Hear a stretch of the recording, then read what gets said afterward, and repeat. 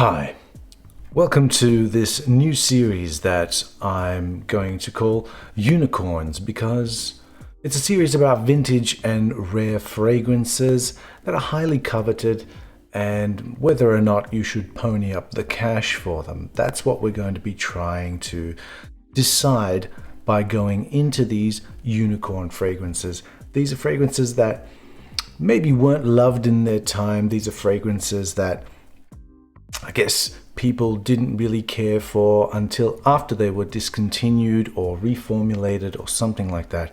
And now everybody and their dog is trying to get their hands on them. And of course, when that happens, the price goes astronomical. In this series, I'm going to try and break down why each scent is a unicorn and whether or not you should pony up the cash to buy it or save yourself the cognitive dissonance and get something else. So let's begin the inaugural episode with this unicorn from 2005. This is Guerlain's Linstant de Guerlain pour homme au extrême. All right, let's remind ourselves of what this is all about. Wow. Citrus, anise, and chocolatey patchouli.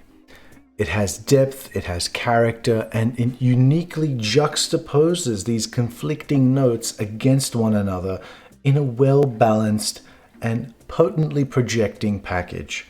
Linstant de Guerlain literally translates to the moment of Guerlain. And this is the au extrême, which I guess means the extremely watery moment of Guerlain. Ah, you French people. Your language is hurting my brain. This is a unicorn because number one, it's hard to find. Number two, it's a super nice smell. Number three, the two subsequent reformulations have changed it substantially, according to my nose. And number four, it's almost universally loved. And Lord Almighty, does it have a whole bunch of stuff floating around in it. Anyway, it's almost unanimously loved. But I'm not here really to talk about the scent. There have been countless other reviewers that have already done that, and a few who have done a decent job of it. No, I'm here to tell you to forget about this fragrance. Forget it. If you have had this in the past, let it go. If you have a bottle of this now, wear it and enjoy it. If you've never smelled this before and are interested, then get the current eau de parfum. You will be happy with it.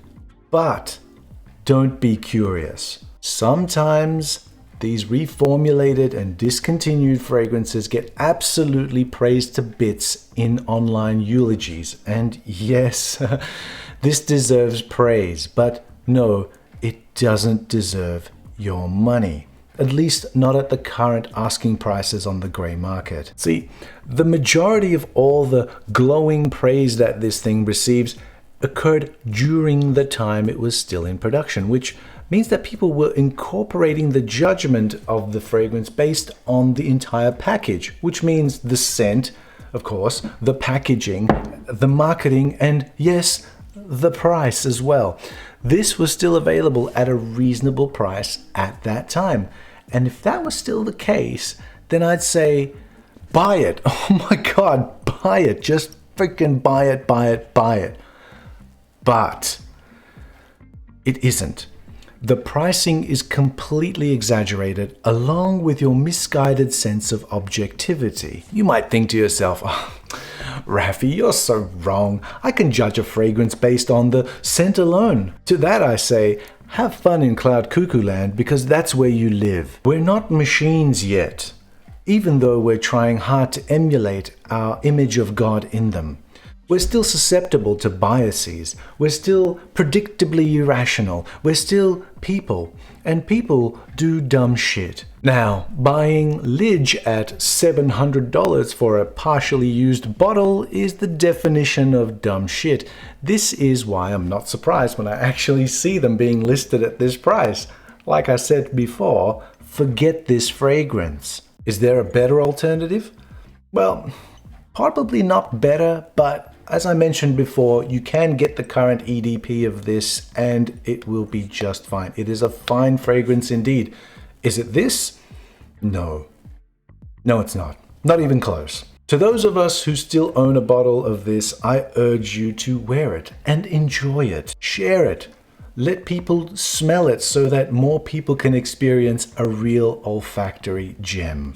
So that you can have a shared experience with others. Because every time you do, you're having a moment. The moment of Guerlain. The moment of laughter, the moment of joy, the moment of love, the moment of sorrow, the moment of pain, the moment of satisfaction. But once it ends, that moment has passed and it's time to move on. Move on to where? Well, the view of the horizon is vast when you're standing on the shoulders of a giant. Your senses enriched by the moments you've collected over time. So it's time. It's time to move on, to experience something new. But only for a moment.